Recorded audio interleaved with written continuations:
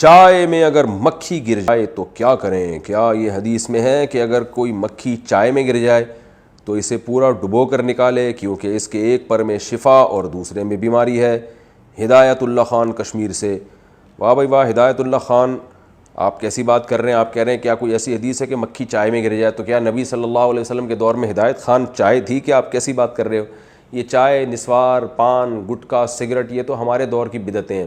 آپ صلی اللہ علیہ وسلم کے دور میں یہ چیزیں نہیں تھیں۔ ہاں یہ حدیث ہے کہ کھانے میں اگر مکھی گر جائے تو اس کو ڈبو کے نکال کے پھینک دو کیونکہ اس کے ایک پر میں بیماری ہے، دوسرے میں شفا ہے۔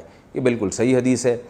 تو یہ البتہ علماء کہتے ہیں کہ کوئی شرعی حکم نہیں ہے، لہذا اگر کوئی نہ بھی کھائے تو کوئی گناہ نہیں ہے اس میں۔ یعنی آپ صلی اللہ علیہ وسلم نے ایک اطلاع دے دی ہے کہ اس سے انشاءاللہ بیماری نہیں ہوگی، آپ کو صحت کے لیے نقصان دہ نہیں ہوگا۔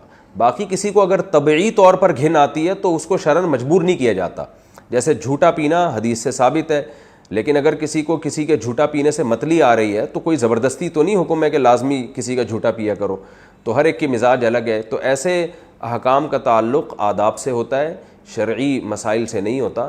تو اس لیے کوئی اگر مکھی کھانے میں گر گئی ہے تو آپ ڈبو کے نکال کے پھینک دیں اور کھا لیں کھانا، انشاءاللہ آپ کو کوئی بیماری نہیں ہوگی ازرو حدیث۔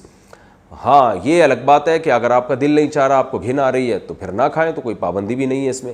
چائے میں مسئلہ یہ ہے کہ چائے اگر بہت تیز گرم ہوتی ہے تو اس میں ہمارے حضرت مفتی رشید احمد صاحب رحمہ اللہ یہ فرمایا کرتے تھے کہ تیز گرم چائے میں جب یعنی مکھی گرے گی تو وہ پھر اس بات کا امکان ہوتا ہے وہ جل کے جو ہے نا اس کے اندر کی گندگی نہ اس میں شامل ہو جائے۔